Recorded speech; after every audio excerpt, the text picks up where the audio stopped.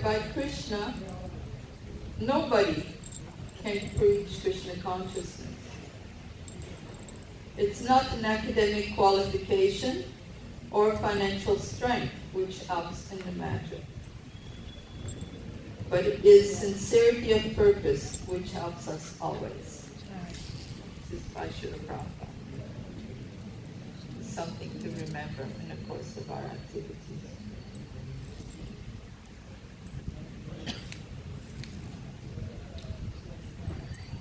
About 1973, Los Angeles.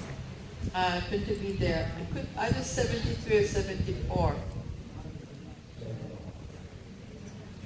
So I believe I was there both years when Srila Prabhupada visited. One of the movement's best Kirtaniya stood before the mic with the mridanga, because Kirtanians used to lead with the mridanga. Now everybody's older, I think. They don't have the breath or whatever. But they used to lead with mridanga. So he stood in front of the mic with his mridanga and he started Guru Puja. And Srila Prabhupada called his assistant and he made some gesture. I don't know exactly what he said, but that devotee moved away from the mic and another person came and stood in front of the mic. Now the other person who stood in front of the mic to lead the Kirtan was Bhakti Swarup Damodar Maharaj. I don't know if any of you remember the way he sings, but he sings authentic Manipuri style, which none of the foreigners could follow. But he sang authentic Manipuri style bhajan with his heart. And this is what Srila Prabhupada wanted to hear. It didn't matter to him if it was pleasing everyone. He wanted Krishna to be pleased.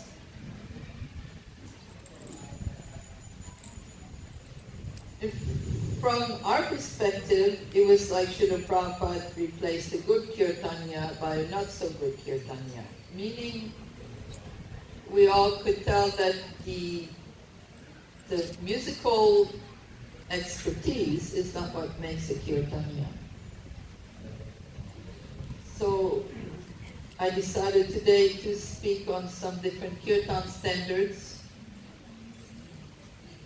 And I might surprise you, but there it is. This morning I mentioned in the class how when I became a devotee, the first person who spoke to me told me to chant and that everything would be revealed to me. So I guess from that you can maybe understand me. I didn't become a devotee because I wanted to eat halava. I didn't become a devotee because I didn't have a job. I didn't become a devotee. I became a devotee because I like chanting. And I wanted everything to be revealed to me. So, this is a little bit about me. This morning we were speaking a little bit about the second verse from Shikshastakam Nam Namakari Bahudan Mujasar Shaktish Tattvarpitanya Mitas Madane Nakalaha Eta Jishita Vakupa Bhagavan Mamapi Durdai Vamidishanya Janina Nurada. Don't hesitate to chant the Shikshastakam because actually the Shruti call for chanting Shikshastakam is to attain Krishna Prem. So I think that we're unanimous on this. We all want Krishna Prem, don't we? Yes. So we chant enthusiastically Shikshastakam. Another thing that we can chant enthusiastically and with attention is chanting the Gurvastakam during the Brahma Muhurta hours, because this also will give not only love of God, but it will give direct service at the lotus feet of Sri Krishna. If we chant with attention the samsara prayers in the Brahma Muhurta hours, so those of you who live a little further from the temple, do it at home. You chant with your heart. If one chant, it's an astakam, 8 verses, and then there's a 9th verse. Shrutifal, which used to be written in a very old songbook. You can still find it on some text online. The last verse says that if one chants with attention these 8 verses composed by Vishwanath Chakravarti Thakur, one will attain direct service to Lord Krishna. That's not Vaikuntha, that's direct service to Lord Krishna. So it's just a side thing. But we were talking about Nam Namakari and how it's important if we want to develop a taste for chanting that we don't commit offenses. Actually, it's essential if we want to develop taste for chanting that we don't commit offenses. This morning me appeared like I was speaking about japa, but actually japa and kirtan, the only difference is japa is by yourself, for your inner growth, for your personal growth, and kirtan is out loud for the benefit of others. We'll get into that meaning a little more later. The next verse in Shikshashtakam is Trinadapi Sunichena Tarore Vasa Ishnuna Amanina Manadena Kirtaniya Sadahari. So this, as far as I'm concerned, these 2 verses explain Kirtan standards. We all know Kirtan standards. If we know these 2 verses, we know Kirtan standards. Don't commit offenses and chant with an humble heart, with forbearance, humility, tolerance. These are Kirtan standards. Then after we apply it in little details. But these are the Kirtan standards given by Chaitanya Mahaprabhu.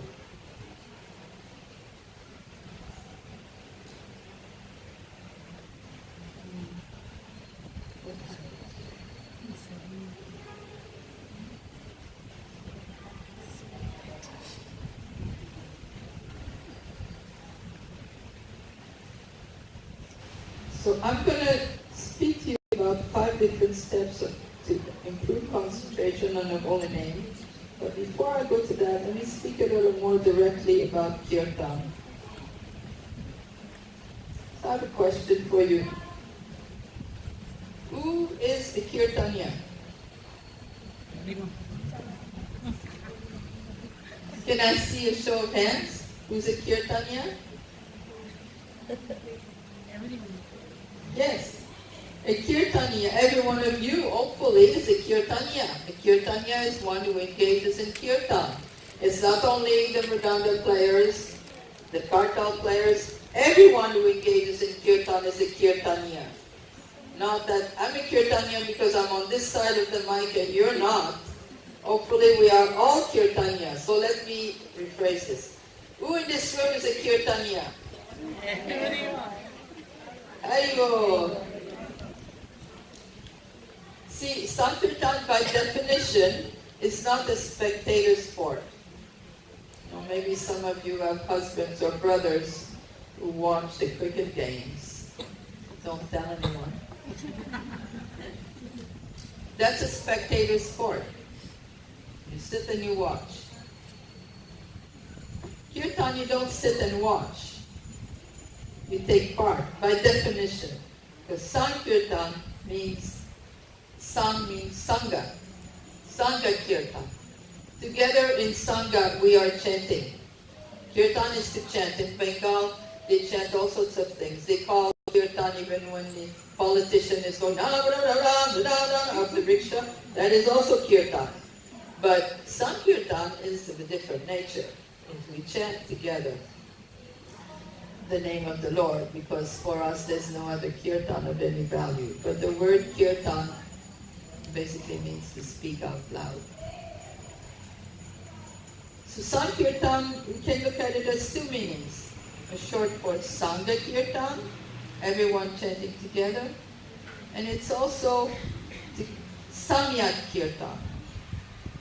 Samyak means complete. Means not only live deep. Samyak. Not only live deep, but also with your mind, with your heart, with your soul, with your body, utilizing everything at your disposal to engage in the kirtan. Not that you're in the kirtan and oh, after this I'm going to get prasadam. What else will I do next? And oh, there's a sale on, I go shopping today. No, this is not Samkirtan. Samyak Kirtan means your heart and your soul, your every part of your body is in it. If you sing loud.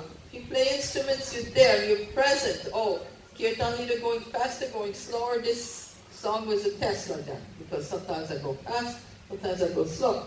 So, Samyak Kirtans, you're using all your skills and all your being in doing the Sankirtan. What we usually call kirtan is actually sankirtan. Sankirtan doesn't mean going to sell stickers or paintings or even books. You can extend it and say, yeah, it's a sankirtan to give books, because the books have all the knowledge inside and the sharing. We all understand that. It is also sankirtan, but sankirtan is chanting loudly together with all our body, soul, mind, intelligence, everything. That is Sankirtan. Let's see what Bhaktisiddhanta Saraswati Thakur said about Kirtan. Kirtan is called Sankirtan when many people perform it together. But will it be worthy of the name Sankirtan if some worthless people, without any ardor for Sri Bhagavan's service, without any inclination for Bhagavan's service, come together to shout in unison? In other words, if it's a jam session, you know jam sessions? You get together a bunch of musicians, oh, let's chant the Mahamantra, Krishna Krishna Hare, but no ardor for Bhagavan's service, just a jam session.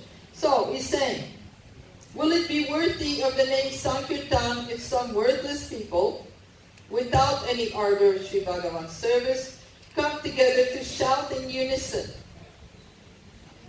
It will be true Hari Kirtan when we join the Sankirtan of true devotees who are serving Sri Bhagavan according to the principles established in the Vedas and allied Shastras. That is true Sankirtan. Sankirtan is not a jam session, not a music session. It's an offering to the Lord, and this I'm adding. Contrastingly, Bhaktisiddhanta Saraswati says, it is not Hari Sankirtan when it is conducted for the prevention of the epidemics of cholera or pox, for prosperity in trade, for gain or for respect or fame. This kirtan is Maya kirtan chanting within the jurisdiction of the illusory potency. So when you do kirtan for epidemics, prosperity, for material gain, for respect, or for fame, that kirtan is under the jurisdiction of illusory energy. It is not kirtan. Kirtan as kirtan should be. It's not worthy of being called kirtan. Another important point about kirtan is, have you ever tried giving something you don't have? To give something, you must have it. So it's imperative that we become Krishna conscious. Otherwise, what is the value of our giving? What are we giving? Suppose you invite people to your home, and then as they leave, you give everyone a gift bag. I believe they're giving the retreat and giving gift, some kind of gift bag, right? Goodie bag, yeah. It's not empty, is it? If you receive the bag, you'll be very happy, but if you find it's empty, then you think, okay, so if we try to give Krishna consciousness to others like a parent, we don't focus on our internal bhajan, we don't focus on our own spiritual development, but we give it to others, then we're giving empty bags. So it's not like, oh, no, I go out every day, or I do it mechanically, without my heart. no, I don't have time to chant japa, I don't have time to attend programs. But I go out and preach. What are you preaching? You're giving empty bags. Don't give empty bags. Fill your bags. And of course, we can give more than we have because we can give people a way to find out more in the way of giving Srila Prabhupada's books. You can say, like that devotee preached to me when I was first coming to the temple, he didn't have so much to give, but he gave me the tool to get the rest. He didn't speak beyond his realization, he just said, just chant. I don't think I said it this morning, but when he told me to chant and that all my answers will be revealed, I said, all right, I'll take up your challenge and I'll prove you wrong. I was 16. Any of you 16 or around? 15, 17? Any of you remember being 15, 16, 17? Do you remember having a certain, you can call it arrogance or you can call it extra confidence? You know, sometimes it fluctuates between having no confidence at all and too much. So I was very arrogant that day, and I told him, and it was for my benefit, I told him, I will prove you wrong. I will start chanting and you will see. Your mantra doesn't work. And I failed. I lost the challenge. I lost the challenge. I saw him for the first time a few years ago.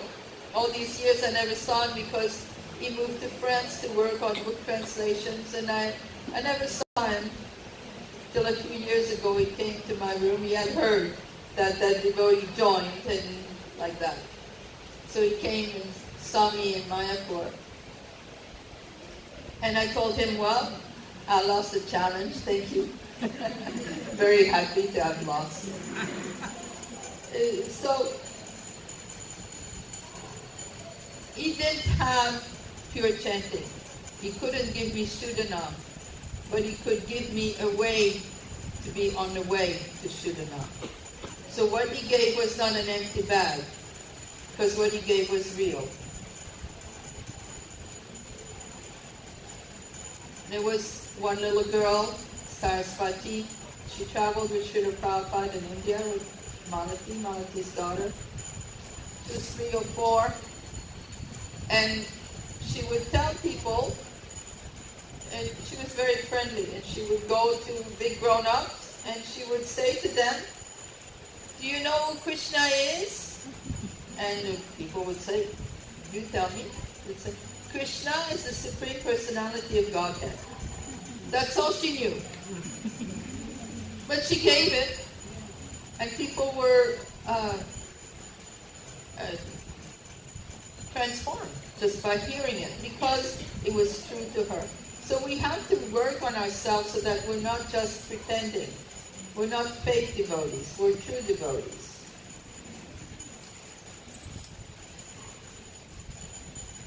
So don't try to become Krishna, like it's imperative that we become Krishna conscious, not once a week, not only for the morning program, or for 24 hours a day, but rather do it for 24 hours a day, 365 days a week. In order to get to our desired goal, which we mentioned earlier, I think most of us want Krishna prem, isn't it? To get to our desired goal, we require 3 things. Eagerness, determination, and the other one, I would say courage. Because when you're showing your eagerness, your enthusiasm, and your determination, then there will be people who will tell you, who do you think you are? Will you not meet someone like that? When you say, no, I'm fired up. Now I'm going to really do it. I'm going to do it. Today is the beginning of the rest of my life. I'm really going to do it. And people will say, yeah, right. You said that before.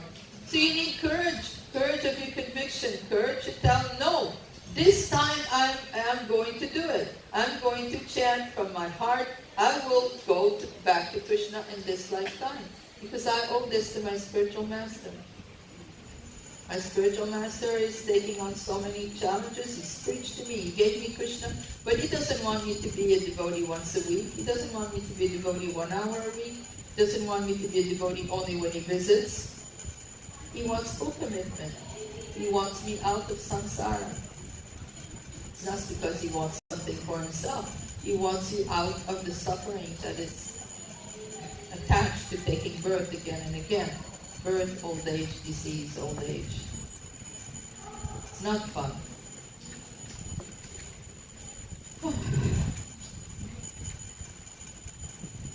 Sometimes we want to do the minimum. No, temple president said if I do make the garlands once a week, then he's happy with me. Well, maybe he's happy. But try to think of one saint in our sampradaya who did the bare minimum. I mean, who is it that we're trying to follow? Did Srila Prabhupada do bare minimum? Did Bhaktisiddhanta do bare minimum? Did the 6 Goswamis do bare minimum? They didn't do bare minimum. Bare minimum doesn't get you to Krishna. Bare minimum gets you to take another birth and work at it. But how many births have we spent trying to get closer to Krishna? I don't know how many births you have or I have taken, but why not give this one life to Krishna? Why not give this one birth to Krishna and make this the last one? No? So seriously, developing Krishna conscious principles with no ulterior motive, not fame, no name, or no money. That's really bad for Kirtan. Now, on practicing for Kirtan, when Srila Prabhupada was living in John Lennon's estate in England, they were surrounded by professional musicians because they were living in the Beatles' estate, John Lennon's estate. So they were surrounded by professional musicians, and then often they would get to do shows, so to speak. They would sing just before the Beatles. And so the devotees asked Srila Prabhupada, should we practice for Kirtan? Because they saw all the professional musicians, they were practicing and getting their gig together. So should we practice for Kirtan? And Srila Prabhupada was very strict with them. He said, do not change our principles.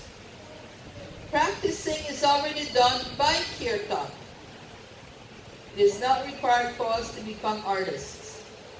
Our main point is service to Krishna, not to please an audience. We shall not divert our attention too much to adjustment of musical sounds. People should not misunderstand that we are a band of musical artists. They must know that we are devotees of Krishna. Our devotional practice and purity shall be strong, so strong that wherever we chant, there will be immediately an impression in the audience for devotion to Krishna. This is how our chanting should be. Should be imbued with love, imbued with whatever devotion and love we have. Now in the mind you may say, oh, I have no love. I don't believe it. I have no sincerity. I don't believe it. We wouldn't all be here if there wasn't something there. There is something. So if it's this big or if it's that big, probably if it's that big you think it's this big. If it's this big you might think it's that big. This is the way things go. But something is there. And nourish it. Nourish it and share it with others. A point about remuneration for chanting. Now, I don't think in our assembly here there are many who do Kirtan, traveling, doing Kirtan, or being invited to different places. Are there in this assembly? But it's good to know because there's two sides. There's the Kirtanya who gets paid to sing, and there's a person who pays the Kirtanya to sing. And there's actually a third side. There's the people who hear the Kirtanya who was paid to sing. So I think that everyone should know what is the standard regarding remuneration for Kirtan. So Bhaktivinoda Thakur says, those who give out the name motivated by receiving good donations are selling the name. They reduce the priceless jewel to nothing in exchange for insignificant things, and they fall down from the path of devotion.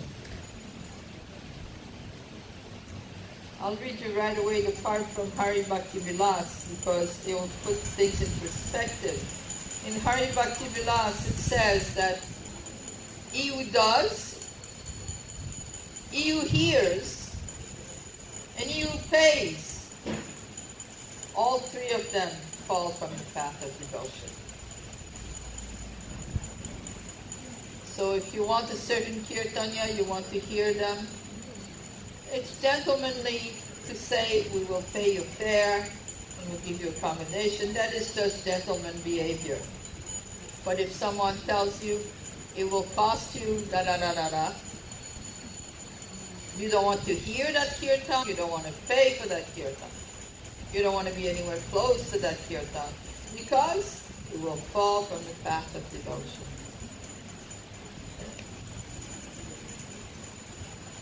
In a letter to Jadharani, Srila Prabhupada, Jadharani was asking Srila Prabhupada, so there was some people doing kirtan in a hall close to the temple where they were, and devotees wanted to go. So she asked Srila Prabhupada, she had a feeling that, I don't know, it doesn't seem right. So she asked Srila Prabhupada, and he said, these people are professional singers. Krishna Kirtan is not for earning livelihood. Krishna Kirtan is not meant for entertaining the public or demonstration of arts. It is a dynamic service to the Lord. This is very important to know. Srila Prabhupada says also to Subal, 1967. Sometimes, just last week, someone was asking me, but Mataji, I'm organizing an event, and if I ask this person to come sing, then more people will come. So should I ask him to sing because he's asking me to pay him so much, so much, so much. So this is what Srila Prabhupada says. The principle of chanting is to glorify the Lord, not to attract a crowd. If Krishna hears nicely, then he will ask some sincere devotee to gather in such a place. Yeah. Leave it up to Krishna. It's not about marketing. We're not marketing concerts. We are chanting the holy name. Now, I don't know if any of you know this, and I'm going to throw it out there. I'm saying these things to you, and I was the main organizer for Kirtan Mela in Mayapur from its very beginning. So you may think that maybe I was trying to gather a crowd. It was not my intention. This is my conviction. The crowd came. The crowd still comes. The one year we estimated, I think 2014, Bhakti Purushottam Maharaj estimated that between 8,000 and 12,000 people came specifically for Kirtan Mela. Not because we were trying to attract a crowd, but because the chanting was going on. Motivation of family maintenance or any remuneration for doing the Kirtan, and the Kirtan is infected with material desires. It's aparadna. Chanting is purely a yajna for the pleasure of Krishna. No expectation in return. That doesn't mean you attend a kirtan, your heart is moved, you feel changed, you feel transformed for the first time, you felt some ecstasy in kirtan. It doesn't mean you can't fill an envelope with some dakshin and give it to the kirtanya. That's different. He's not asking. He's not charging. He's not telling you, you want to hear me? It's 50,000 rupees an hour. He's not asking. You can give 1 lakh, 2 lakhs, 3 lakhs, you can give everything, you can give your home, you can give everything, but you're not being asked. You see the difference? It's dakshin. Dakshin comes from the recipient out of love, not out of contract.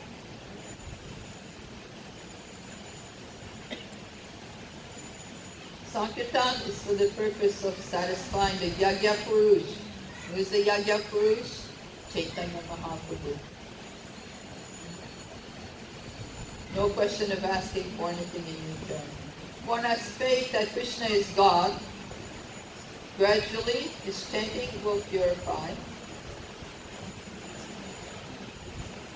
Of course, gradually we want to make it. This is from Prem Vivarta, Vajaganananda Pandit, who is none other than Satyabhama. How gradually, how many lifetimes? We have to be sincere.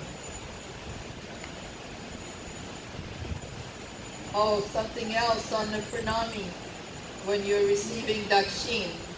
None of you are kirtanias, but I'll tell you anyway, because it applies to anything. It's the same thing as if your kirtan is glorifying the Lord, it's giving a katha, giving a discourse. You know, sometimes dakshin comes. Then what happens to that dakshin?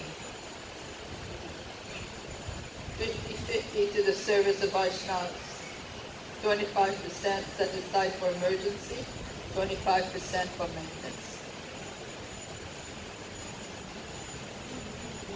This is the standard set by Rupa Goswami Sanatana Goswami. 50-50. 50 for service of Vaishnava, the other 50%, 25% for emergency, 25% is used for maintenance. In concluding this chapter, I'd like to read you something from Mahendra Prabhu. As far as I'm concerned, Mahendra Prabhu is not only a dear godbrother, a Shiksha Guru, but see, in a global period of time from Lord Chaitanya to now, we have Haridas Thakur as Namacharya. But in our little ISKCON, because our big ISKCON is quite little in comparison to the whole world and everything. So now in our ISKCON, Mahendra Prabhu is our Namacharya, because he lived the chanting of the holy name throughout his life and throughout his death. And after his death, he's still preaching about chanting through few recordings that have been made of his lectures and so on. So he says,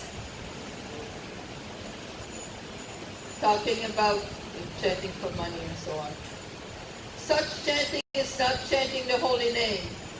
Syllables of the name don't constitute Nam.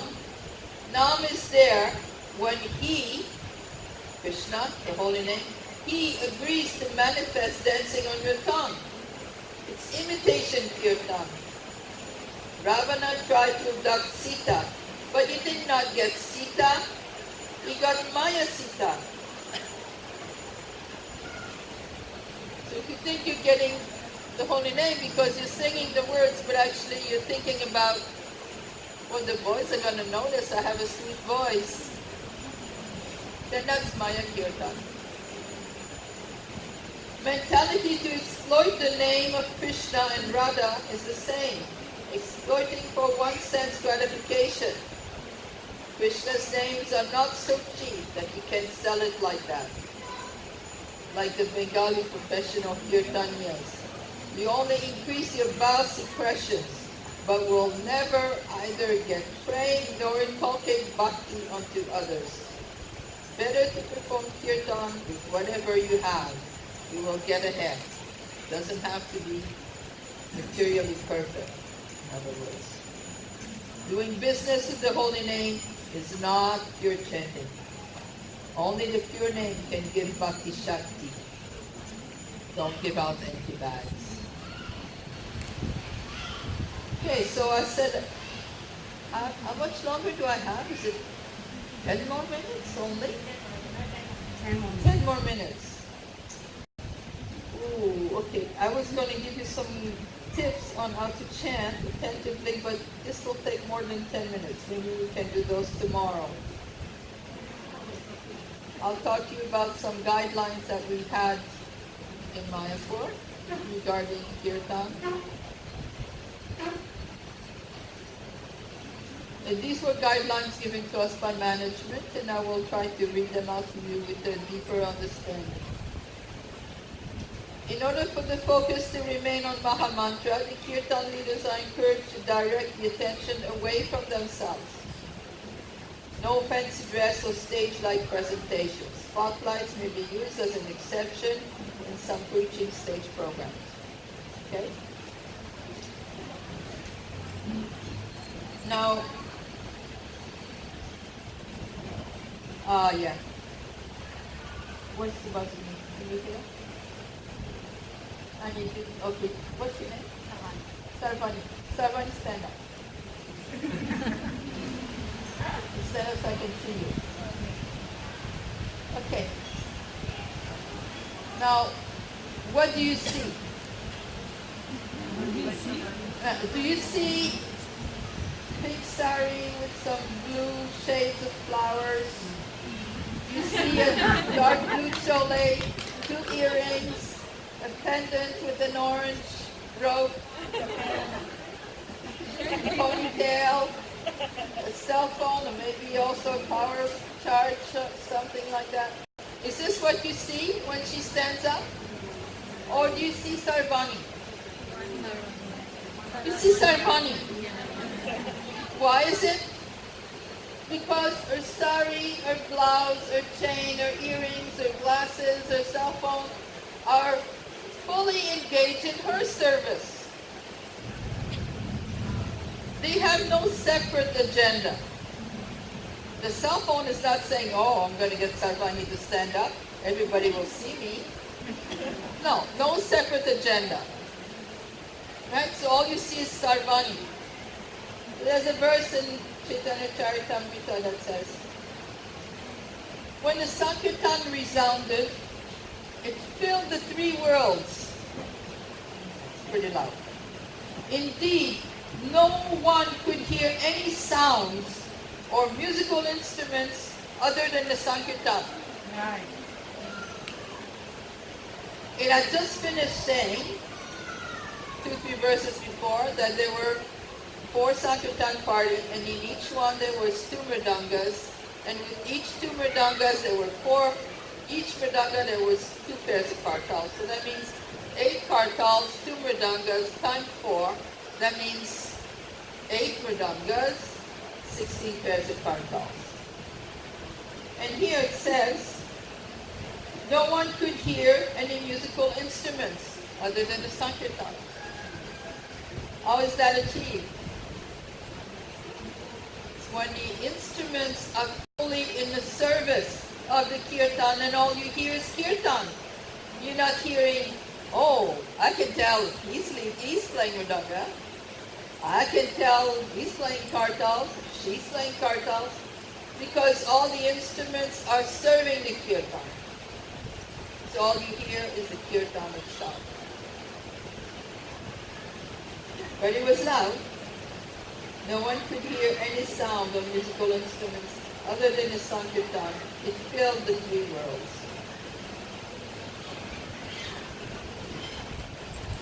So as a guideline for administration,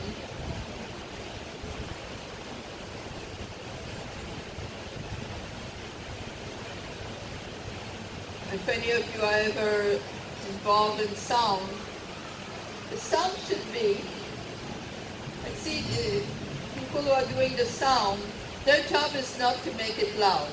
That is up to each one of us to make it loud. Their job is to adjust the distribution of sound, so that the ones who are here are hearing as well as the ones who are over there. That's why we have a sound system. Because if I was speaking, although I speak quite loud, if I want the people back there to hear me as clearly as over here, I need this. It's very useful. Don't need it, but it's very useful. So the sound people, they should understand that as far as volume in Kirtan is concerned, it should be such that everyone can hear themselves sing. If you don't, Americans are very good at making studies about everything. And they just have a lot of time to waste, and then they sell their studies or whatever. Because everything has to do with money. So they made a study that if the sound is too soft, people will just try to listen, and they will not join in. They did these studies in churches to try to see how to get more participation. So if the sound is very soft, people will speak over it, or they will try to hear, but they will not participate. If it's too loud, then there's no need to participate. It's already loud enough. So you have to find the middle grounds where it's loud, it's well distributed, but people can still hear themselves join in. When someone reports to me in Mayapur, I think it's too loud. And I say, okay. Then I go somewhere and I try to sing, because I'm usually right in the chorus. So for me, loud and loud, I'm always right in the chorus, so I like it loud. So, but I'll go somewhere else and I'll sing. And if I hear myself sing, that's okay, it's not too loud. I can hear myself sing. Right? So this is the barometer. You can hear yourself sing, then it's not too loud. Musical instruments and their volume should ornament the mantra, never vary it, just like the sari ornaments Sarvani. It is not Sarvani. It is serving Sarvani. When singing a new or more intricate melody, the lead singer should be conscious whether the devotees are capable to respond. And if it's not working, then you switch. Sing some other melody. It's not about showing, oh, you know such complicated melody and it's your new tune. And that's not important. The important is to engage everyone in Kirtan.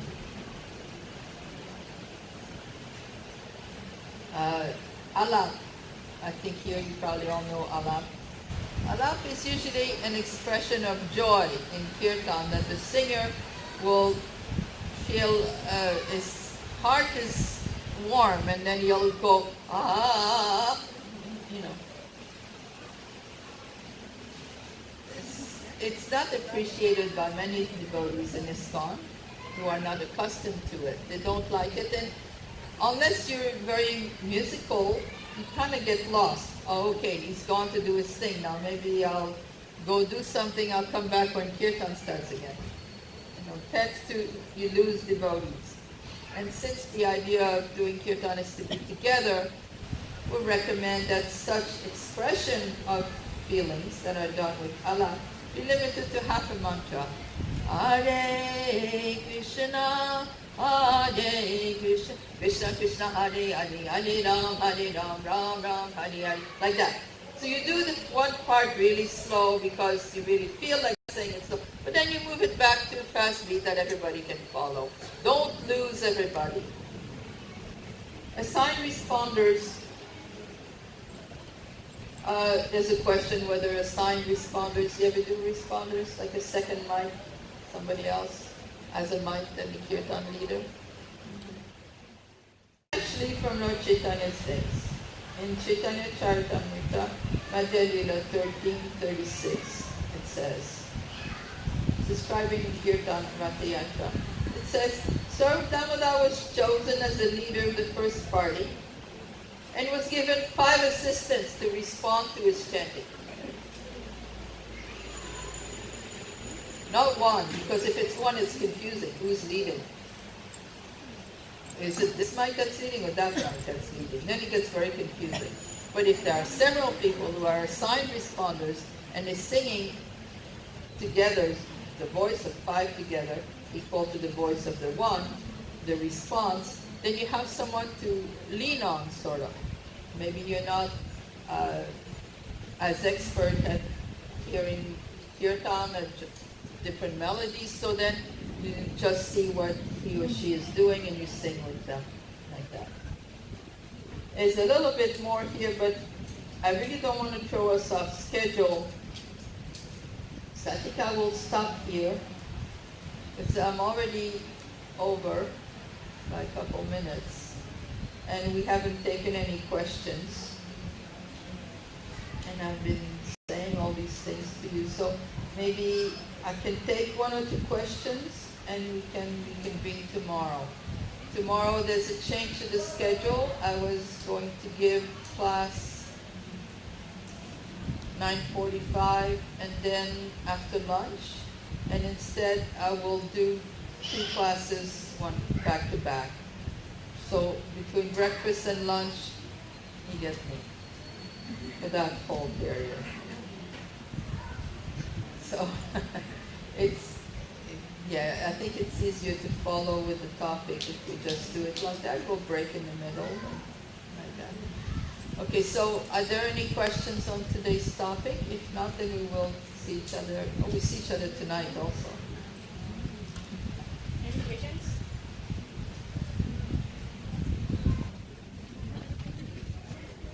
Maybe everyone's hungry. Okay, you think of your questions, because the tendency is, Matajis, I think we're not used to asking questions so much in classes. You know, we used to just sit there and we let the Prabhus do the questions and, but this is all just us together. So we can be free. You can ask your questions. We're all together as one family, one friends, all friends together. Feel free to ask your questions. So if you can't think of anything now, maybe you think of something later on, but do prepare some. When something strikes you and you feel, oh, I should ask about this, what about that? So think it over, and I will take questions tomorrow also. As far as tonight's class, I'm a little jet lagged, 14 hours difference from where I come from. So when we have class tonight, it will probably be a little lower energy. So we will, more like a bedtime story. We will be talking about a great devotee, Narottam Das Thakur. Okay. And maybe we'll see how much time we have. Maybe we speak about Srinivasacharya as well. Okay. So, Happy Prashanam. Hare Krishna.